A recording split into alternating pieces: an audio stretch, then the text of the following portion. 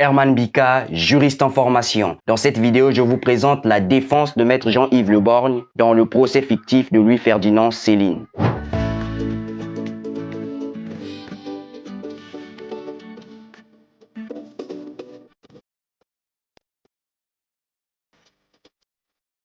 Monsieur le Président, Mesdames et Messieurs du tribunal, ce n'est pas la première fois qu'en me levant, je sens dans la salle une sorte de courant magnétique un peu contraire.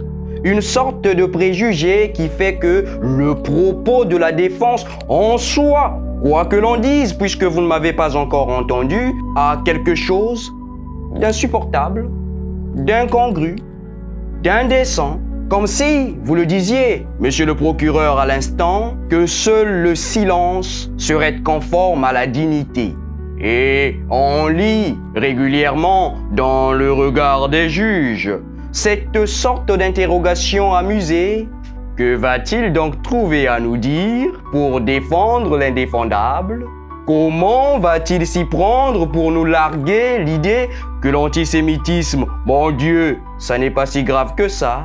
Il y a un certain nombre de circonstances dont celle de ce matin n'est qu'une illustration où finalement les voix qui défendent se lèvent dans la solitude, presque dans une sorte de culpabilité nouvelle, supplémentaire, comme si le crime en lui-même ne suffisait pas, comme si il fallait aller chercher un autre coupable, celui qui ose tenter d'expliquer le crime. D'autant plus qu'il faut le dire, le débat ce matin n'est pas d'une clarté absolue.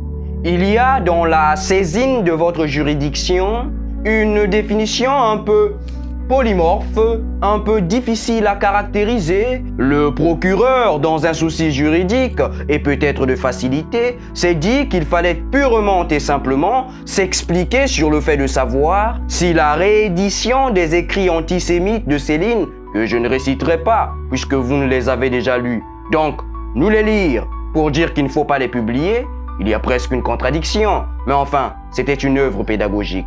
En un mot, il y a bien sûr cette problématique de la réédition. Elle est d'actualité. Les éditions Gallimard, si je ne m'abuse, ont un moment eu l'idée de publier à nouveau ces trois écrits scandaleux. Je suis d'accord sur l'adjectif. Puis, des interventions diverses, des conseils politiques, juridiques sans doute, car vous aviez raison, monsieur le procureur, sur la nouveauté de la faute qui, à nouvelle publication, va trouver matière à être poursuivie. Mais enfin, ce projet qui n'est pas complètement abandonné, pour l'instant dans un tiroir, parce que c'est plus prudent. Mais derrière cette problématique-là, il y en a une autre, celle dont au fond, tout le monde a parlé ce soir, sauf vous, monsieur le procureur. Mais c'est le procès de Céline, c'est le fait de savoir si l'homme doit être condamné. Et votre adjoint, monsieur le procureur, il a été plus franc du collier que vous ne l'avez été, si j'ose m'exprimer de la sorte, à l'égard du digne magistrat que vous êtes.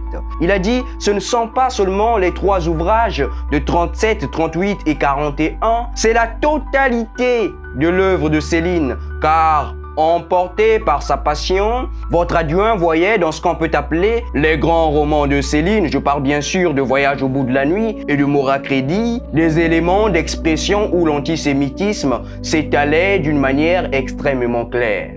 Mon intelligence médiocre ne m'a pas permis de les repérer et jusqu'à présent, je ne sache pas que quiconque ait vu dans ce qu'on peut appeler les grands romans de Céline un quelconque moment d'antisémitisme. Mais il faut au fond clouer l'homme au pilori. Il faut faire en sorte que celui qui a été indiscutablement un antisémite, un peu fou, un peu dans l'excès, dans l'absurdité, si un certain nombre d'antisémites ont été plus modérés que lui, il a été dans une sorte de folie antisémite. Et ce sont ces écrits que vous nous avez rappelés à juste titre. Mais il y a là quelque chose qui interroge. Car au fond, lorsqu'on étudie les grands romans où l'on ne perçoit pas justement, précisément, ce que l'on trouve dans Bagatelle pour un massacre et dans les autres formes d'expression de Céline, on se pose la question, mais comment se fait-il qu'il ait sombré dans ces écrits abominables? Comment se fait-il que celui qui fait parler Bardabu, et vous avez raison de dire que Bardabu, bien sûr, c'est Céline, à propos de la race française, là voilà un sujet qui eût été l'occasion d'étaler un racisme militant. Mais qu'est-ce qu'il écrit? Qu'est-ce qu'il a dit?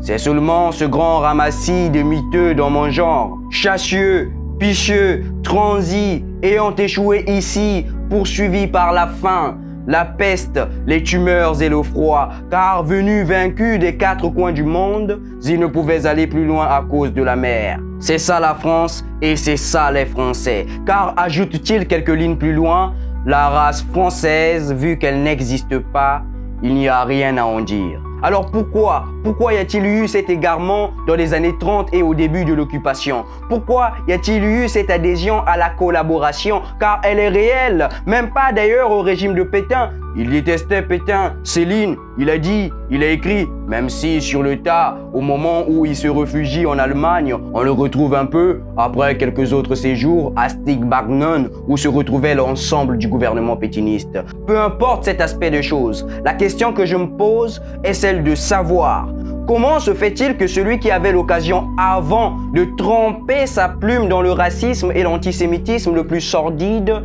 ne l'a fait qu'à ce moment-là. La folie, disiez-vous, n'est pas excusable. Peut-être que vous avez raison. Je ne suis pas sûr d'ailleurs que dans notre loi, la folie ne soit pas excusable et qu'il y ait au contraire de temps en temps un certain nombre de considérations qui atténuent la responsabilité des êtres. Il y a non seulement cette notion d'altération, mais aussi d'abolition du discernement. Céline, un moment, a-t-il perdu pied? Céline, un moment, en s'engageant dans cet antisémitisme, en rompant avec ce qu'avait été son mode d'écriture précédent, a-t-il voulu faire dire quelque chose à ses écrits ou bien tout cela lui a-t-il échappé dans une sorte de folie? Je ne sais pas et je ne peux pas le dire. Ce que aujourd'hui est devant vous me paraît singulier, c'est que tant de temps après, on veut condamner l'homme et condamner de plus les livres. J'ai une sorte de rédhibition presque physique à l'idée qu'on puisse brûler un ouvrage, si détestable soit-il. Ce d'autant plus qu'on se le procure aisément, le ministère public l'a sur son bureau. Certes, que vous nous avez dit, comme pour vous excuser, monsieur le procureur, que si vous avez ces ouvrages dont vous nous avez lu de suffisamment passages pour que nous renoncions peut-être à le commander nous-mêmes sur Amazon, ce qui pourrait être la dimension pédagogique de votre intervention. Il y a dans la situation du livre interdit quelque chose qui flirte avec la dictature intellectuelle. Je ne dis pas que ces livres méritent qu'on les décore, qu'on s'y arrête, qu'on les étudie, qu'on les admire d'une manière quelconque. Je suis comme vous. J'abhorre l'antisémitisme, qui est d'ailleurs aussi sauvage qu'absurde et imbécile. Mais je me pose la question de savoir, est-ce qu'au nom de la liberté, on peut s'autoriser à interdire un certain nombre de livres? Est-ce qu'au nom de la littérature, on peut se dire qu'un certain nombre